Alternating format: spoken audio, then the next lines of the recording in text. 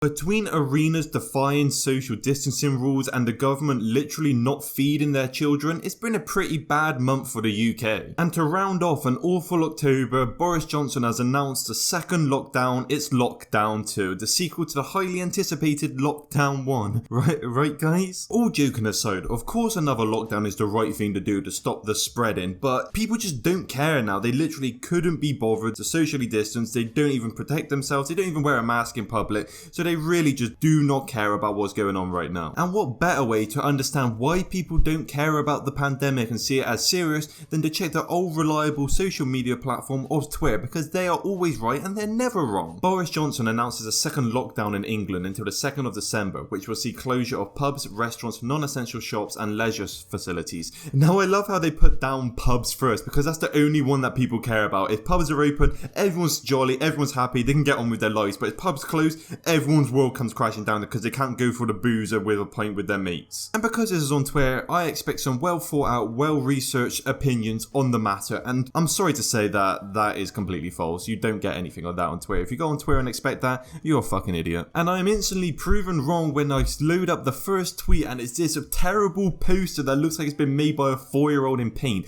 What the fuck is this with these fucking shit emojis? If we are in a lockdown situation for Christmas and you don't get to visit your family, remember this. It is not the government's fault, it's the public's fault. This is your 10-week warning. I love how everyone's main concern isn't about dying from the coronavirus, it's about not going home to see your family for Christmas, because that's the most important thing happening right now. Coronavirus has been in the news day in, day out. We experience it every single day, but Christmas is only for one day, and if people happen to miss their Christmas because of lockdown, people are gonna fucking riot. They're gonna flip their shit because they want their pigs in blankets, bro. They want to visit their family, watch fucking Elf on TV. That's what the life is about. Wear a mask, wash your hands, stop having house parties, stop meeting in big groups, the list goes on, and don't ruin it for everyone else. Followed by some very shit, pixelated, angry emoji at the bottom. You can tell who made this. It wasn't some teenager who hates the coronavirus. It's made by some fucking boomer who barely even knows how to use a computer, let alone fucking paint, which is what this was clearly made on, and then posted it on Twitter to shit on the young people like they're the reason the coronavirus is this bad. If you look out in public, pretty much every single young person is wearing a mask and washing their hands and abiding by social distancing.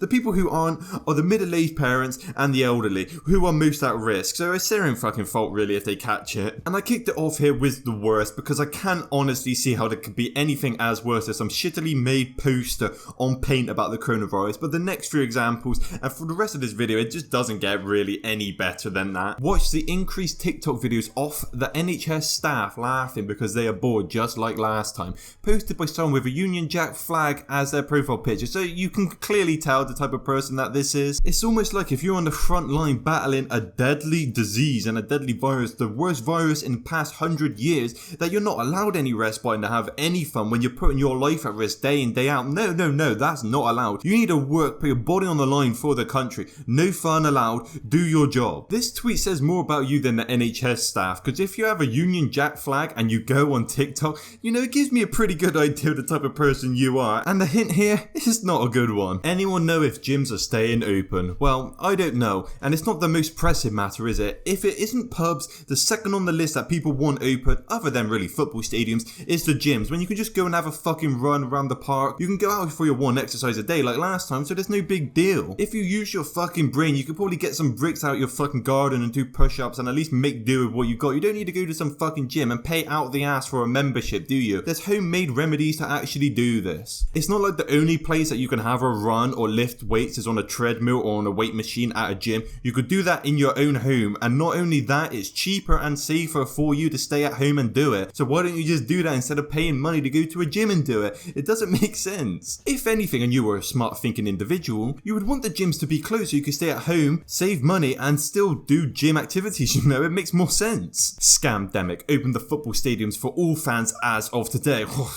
fuck me, sorry big man. With that profile picture I am surely intimidated, and I bet Boris is too. He's going to revert his decision because of this one tweet by this guy taking a mirror selfie. We talked about it in the last tweet. Everyone wants football stadiums open, and I honestly don't understand why. You're going to be thousands of people in the same fucking place right next to each other, and of course it's going to spread like fucking wildfire there. I don't see why they aren't complaining about bowling alleys or cinemas. Why is it always football stadiums that are on the top of people's lists? You knew it was coming sooner or later. Someone had to put a shitty shitty Among Us meme to this news. Why are Among Us memes so fucking terrible? Like, most memes in general are just fucking shit to begin with, but Among Us memes take the cake. Why are they always fucking relatable dog shit basic memes that not only fucking suck, but also are ripped off from things like the Lisa Simpson meme where she stood in front of the whiteboard and they remodeled it to be Among Us? That is just fucking cringy, bro. The main issue with Among Us memes is that they're not fucking original. It's just the same fucking joke, beat to death, like red fucking sus. That's all the joke is, and it isn't that punchline. If you're not laughing at that, there's something wrong with you, not with the meme itself. The people who find Among Us memes fucking funny are the same type of people who think it's comedy gold and the epitome of comedy and browse fucking PewDiePie submissions and think that is fucking hilarious. And you know, it clearly isn't, and you can just imagine what these people look like in real life. They are the exact type of people who do go on PewDiePie submissions and do fucking Discord moderators and Reddit admins.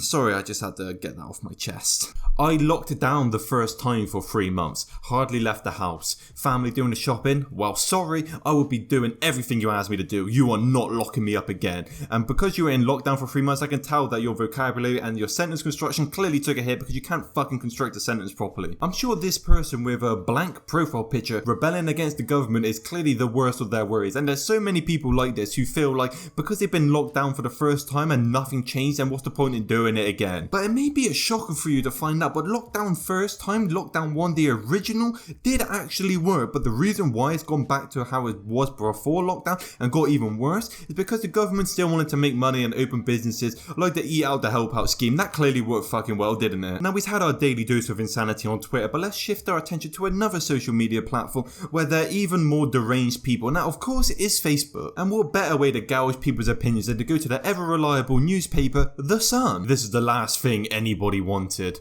Confirmed. Boris announces 4-week national lockdown from Thursday. And just look at the shares, comments and reactions there, with the second most one being the angry reaction. Of course you know what the comments are going to look like based off of that alone. And it's typical fear mongering from The Sun. This is not the last thing anyone wanted. If anything, it's the first thing people wanted because they want this to be over and done with. And by locking the country down, it's the best way to do it. And for 4 weeks is clearly better than 2 weeks. But because the only people that use Facebook anymore and the only people who actually read The Sun are 40-year-old boomers and old people who don't know how the internet works and only know how to use Facebook, of course they're going to be against it. Those who wanted lockdown got their wish. Hope you're happy. Pat yourselves on the back. Well, I am, because I did want it, because it's actually a good thing to lock the country down to stop this from spreading, because, you know, it's infecting a lot of people and killing a lot of people, you know. It doesn't take really a lot of brain power and a lot of empathy to understand that. Oh, and it doesn't stop there. Waste of time didn't work the first time, by someone who is a top fan of The Sun, so you clearly know that their opinion is well informed because they browse The Sun a lot. He hasn't got a Scooby about how to deal with this. His brain is missing. He should resign now. By yet again, another top fan of The Sun. Why are there so many people who are top fans of The Sun?